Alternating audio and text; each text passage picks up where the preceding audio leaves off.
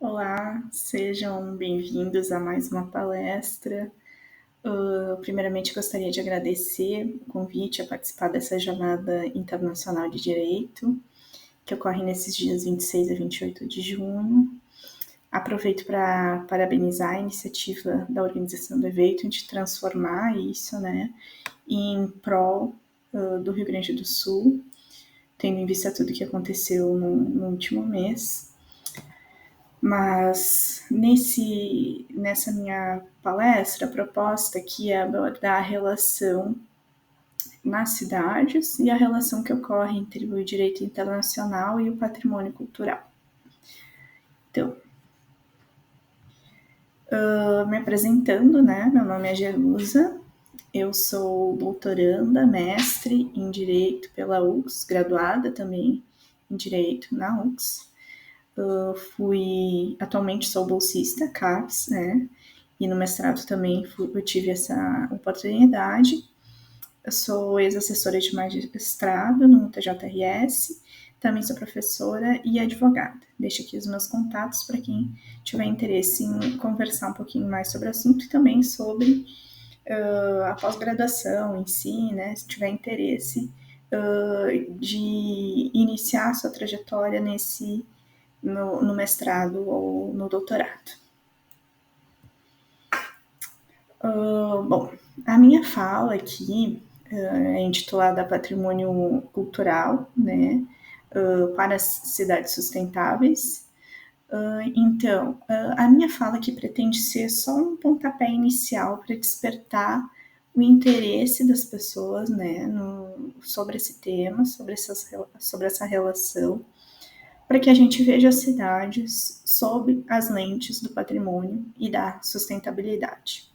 Então, primeiro eu vou falar um pouquinho sobre o que é o patrimônio cultural, depois eu vou falar o que são essas cidades, do que a gente está falando, porque a gente fala tanto em cidade atualmente, e os parâmetros de sustentabilidade para este patrimônio. Então, a questão que se coloca é: em qual medida a proteção internacional do patrimônio cultural pode contribuir para uma cidade sustentável? Bom, as diretrizes internacionais do patrimônio cultural, elas têm alguma relação com a sustentabilidade nas cidades?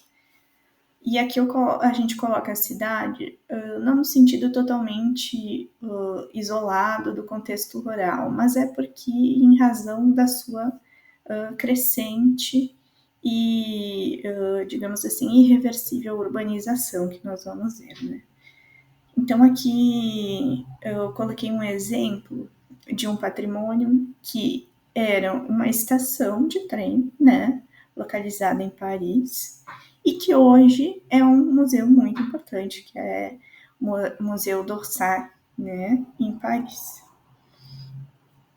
Bom, o nosso tema aqui de hoje, ele também perpassa o tempo, Ele está ligado ao passado, por óbvio, porque a gente fala de patrimônio, é uma coisa que a gente recebe, algo que a gente recebe como memória, constrói como memória coletiva e faz parte da nossa identidade, da identidade de um povo, certo? De uma comunidade, Então, a gente raciocina no sentido de qual memória devemos preservar como parte de nossa identidade. No presente, é a nossa tarefa identificar qual é o cenário atual da proteção do patrimônio cultural. Que patrimônios nós queremos preservar e o que nós precisamos fazer para recuperá-los, enfim, e dar vida a este patrimônio, por que ele é importante, e no futuro está relacionado com o que nós pretendemos para as nossas cidades. Será que preservar o passado é possível numa cidade do futuro? Será que é relevante preservar o passado se a gente pensa em cidades modernas, dinâmicas, muitas vezes até inteligentes, Se a gente corre em busca do que é moderno, do que é tecnológico. Então, será que é possível ter essa relação? Então, o passado é a história comum. O presente é a memória que a gente decide preservar. E o futuro é o uso que a gente vai dar para esse patrimônio. Como a gente precisa adaptar ele para o nosso presente e para o nosso futuro.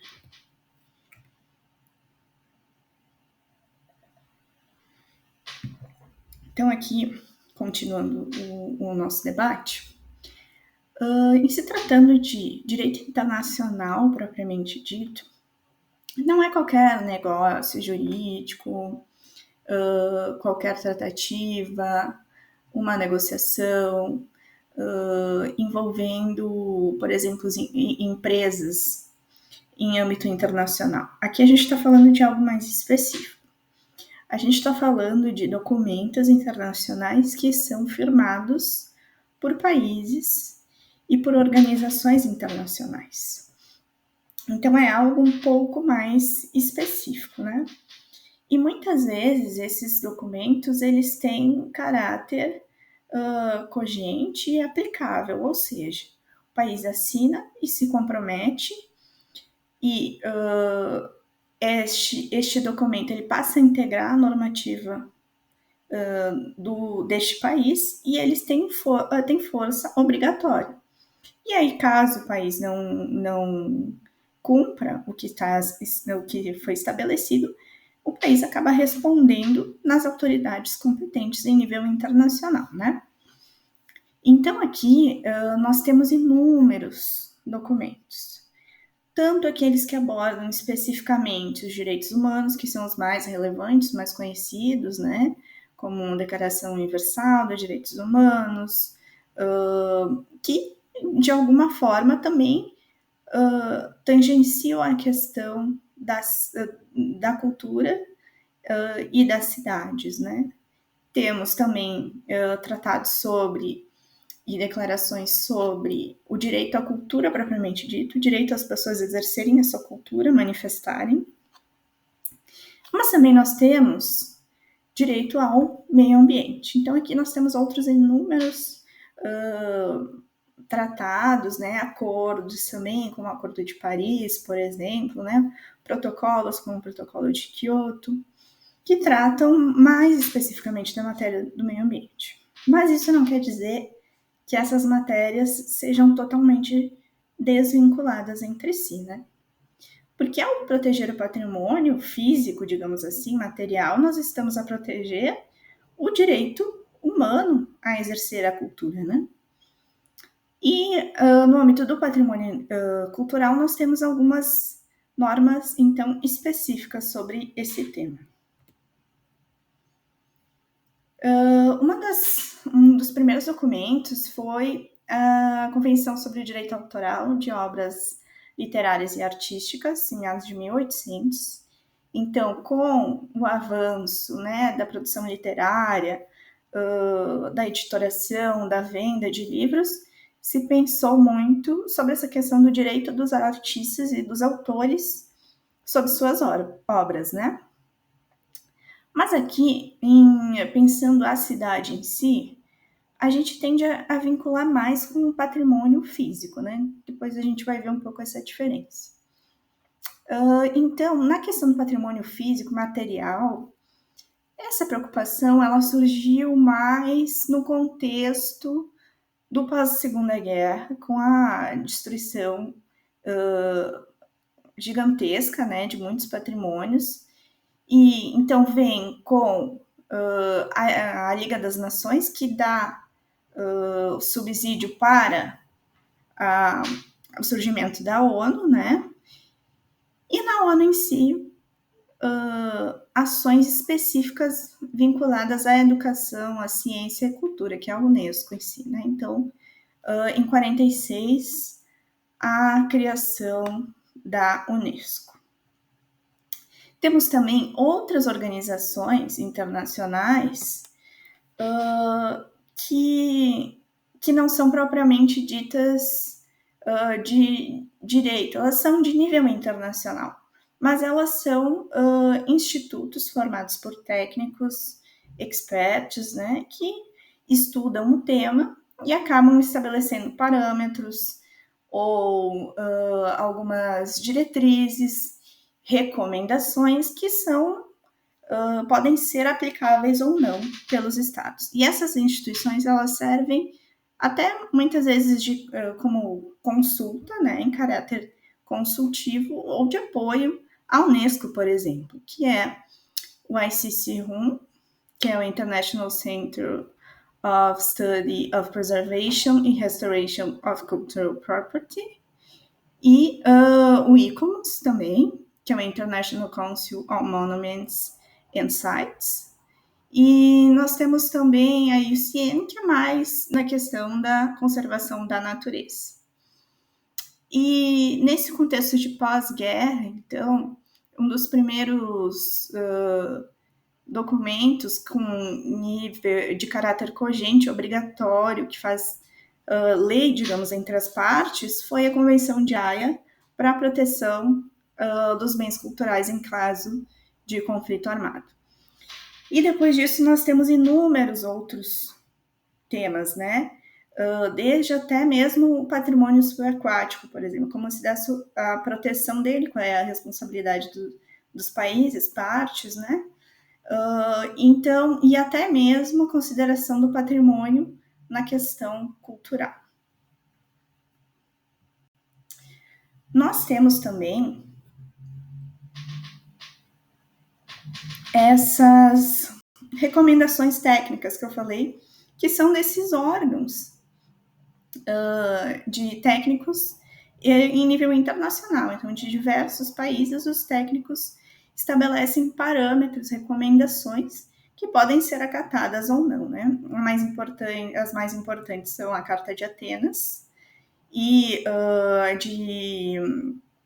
de Paris também, né? Recomendação de Paris e a Carta de Veneza, que são as mais importantes.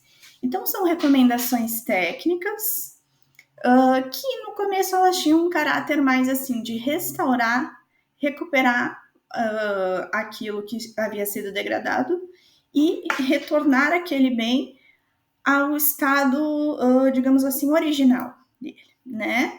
E mantendo a sua destinação, o seu uso, tinha um caráter muito rígido de imutabilidade desses bens, né? De preservação completa. Então, essa a função mais, né, que se entendia desses bens históricos era uma função realmente histórica e de contemplação, não de uso propriamente dito, né?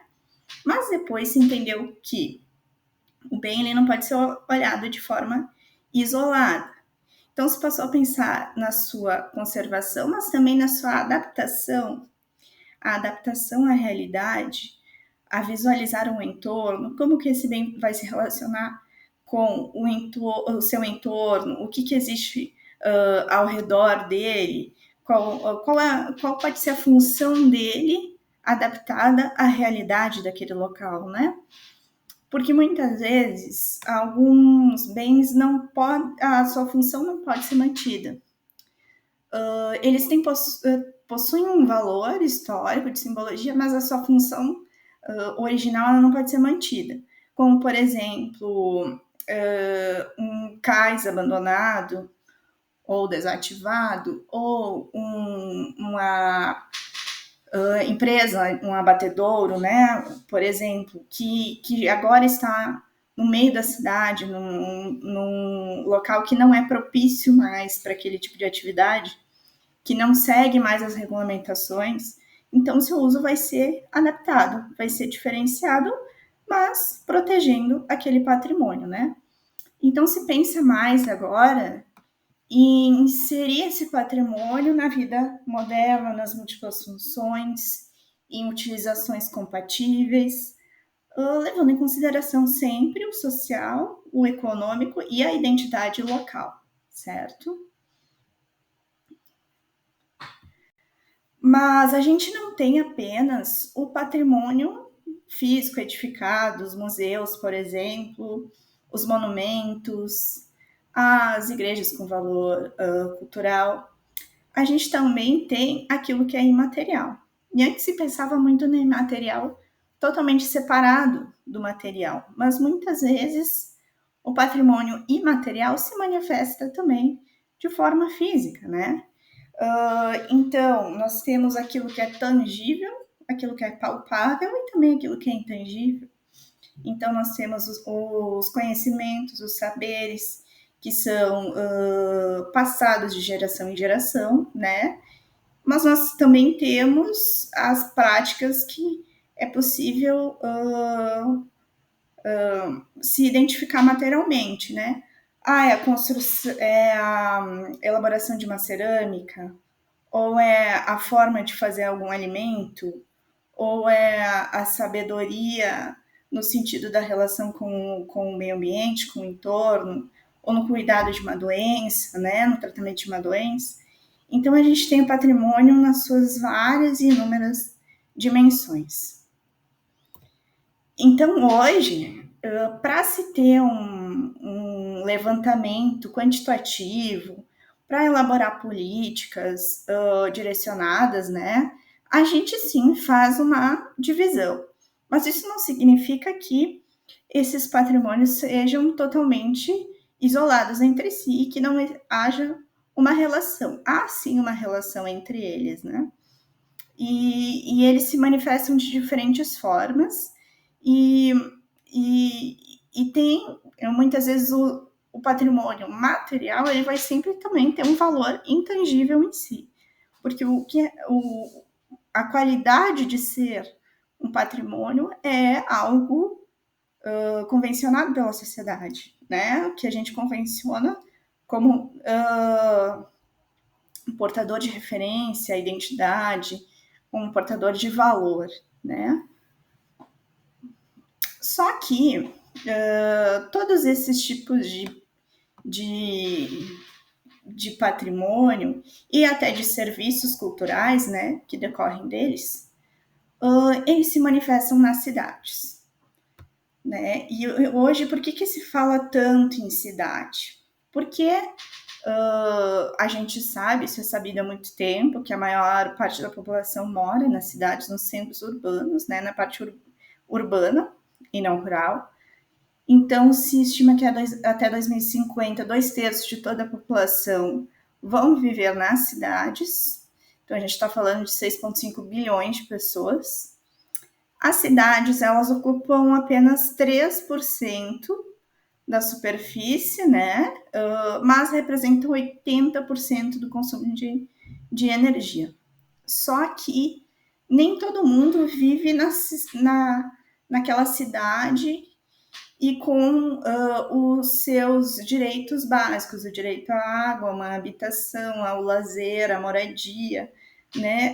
A gente fala aqui de 823 milhões de pessoas que atualmente vivem em locais subqualificados, né? Que não tem uma estrutura adequada à sadia qualidade de vida humana, né?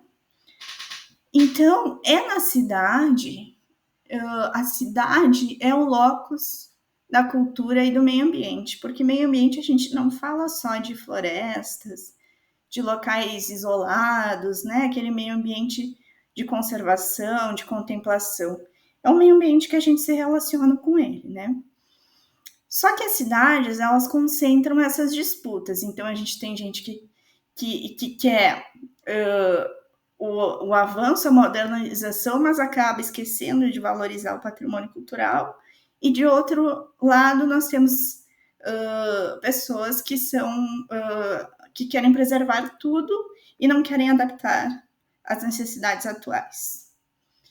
Bom, para isso, a gente precisa muito levar em consideração o que dizem, então, esses tratados, as convenções assinados e ratificados pelo Brasil, né, que são em nível internacional e que tem uma preocupação global, mas esses critérios, eles precisam ser adequados a cada realidade local, né? É preciso também que em todas as esferas do governo estabeleçam políticas de financiamento e governança, nós sabemos que o nosso Estado não é totalmente financeiramente eficiente, né? Então, é preciso estabelecer mecanismos alternativos para recuperar esses espaços. Integrar esses poderes, os setores da sociedade, e, como eu já falei, né, respeitar os interesses e realidades locais. Quais são os mitos, então? Que toda cultura deve ser preservada em prol do coletivo, sendo que o indivíduo não tem importância. Isso é uma falácia, né? Porque nem tudo deve ser preservado. É errôneo pensar que todo e qualquer patrimônio deve ser preservado. Muitas vezes há de se fazer abdicar de algumas coisas para adequar o seu uso atual. Por exemplo, adaptar a questão de pessoas, né, com deficiência ao transporte coletivo. Mas a valorização da cultura não significa esquecer o indivíduo completamente, né? Porque aí a gente está falando de digamos, de um relativismo cultural, onde o direito do indivíduo, o direito humano do indivíduo deve sempre ser respeitado e a cultura deve ser adaptada a não interferir, a não ofender os direitos dos indivíduos. A cultura, como a gente já viu, não é imutável e também não é atemporal, né? Ela é adaptável. Ela é algo que muda conforme o tempo. Então, a gente pode tentar reproduzir, homenagear, manter algumas festividades, por exemplo, históricas na comunidade, mas elas são adaptáveis à realidade atual, né? A cultura é um luxo e não é acessível a todos. Bom, a gente sabe que a cultura ela está presente em todos os âmbitos da nossa vida, né? Então, ela não é apenas a cultura erudita que se diz, né? Não, ela faz parte desde os saberes mais simples, que nós consideramos mais rudimentares e simples, né, de uma certa forma, até a cultura erudita, propriamente dita. A cultura impede o desenvolvimento e deve estar em segundo plano. Não é verdade, porque a gente sabe que a cultura representa grande parte do desenvolvimento econômico do país, né? Gera emprego, gera renda, então é algo a ser investido. Por que a gente busca visitar outros países, monumentos, patrimônio histórico, né, mundial? Porque é investido na cultura e essa cultura gera renda e gera também desenvolvimento econômico, né? Somente devem ser preservadas as manifestações culturais com valor econômico. Bom, aqui o que também não é verdade, é um mito. Por quê? Muitas vezes a cultura ela vai precisar apenas de um financiamento, um pontapé inicial, para que depois ela ganhe uma sustentabilidade econômica e financeira, né?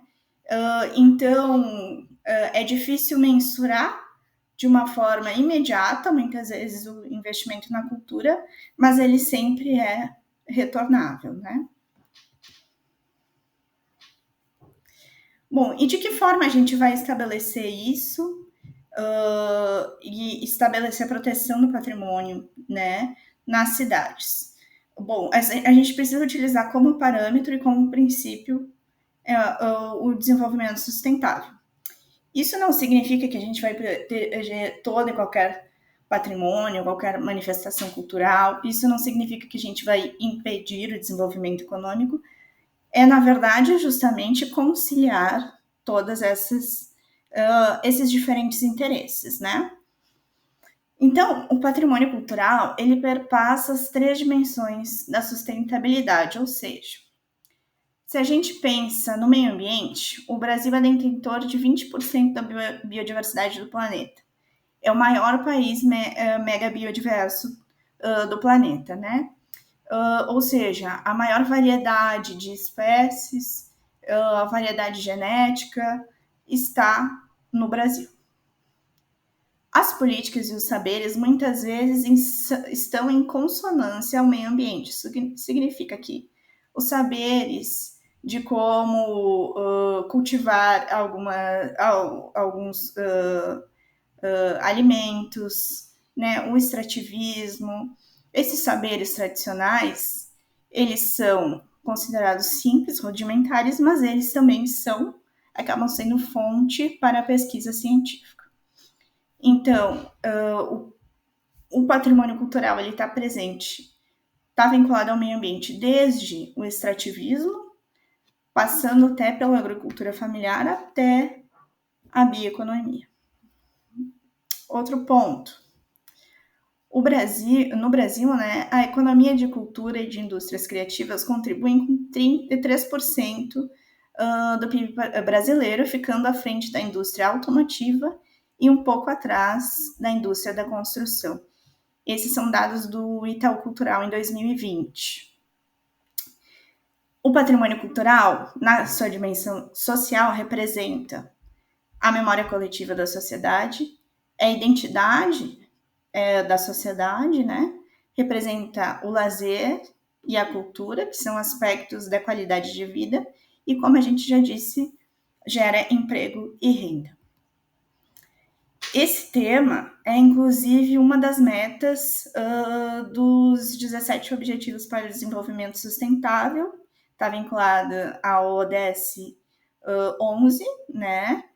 Que realmente é tornar as cidades e comunidades mais inclusivas, seguras, resilientes e sustentáveis. Então, é fortalecer os esforços para proteger e salvaguardar o patrimônio cultural e natural do mundo. Como conclusão, a gente tem o patrimônio. As cartas patrimoniais, que são recomendações, devem servir como um parâmetro técnico de proteção. Deve-se garantir o direito humano à cultura e proteger a memória e a identidade das múltiplas culturas, né? No âmbito da sustentabilidade, a sua adoção como princípio e o equilíbrio entre os valores social, ambiental e econômico. Nas cidades, o uso do patrimônio não isolado, mas conectado ao entorno e ao local, sempre pensando no local, e com vistas ao global. Conciliar os interesses público e privado e convergir políticas públicas nos múltiplos níveis. Então, aqui eu deixo as referências da minha pesquisa e reitero o meu contato inicial e fico disponível para conversas e debates a quem tiver interesse sobre o tema. Agradeço demais a oportunidade e desejo um bom evento a todos. Muito obrigada.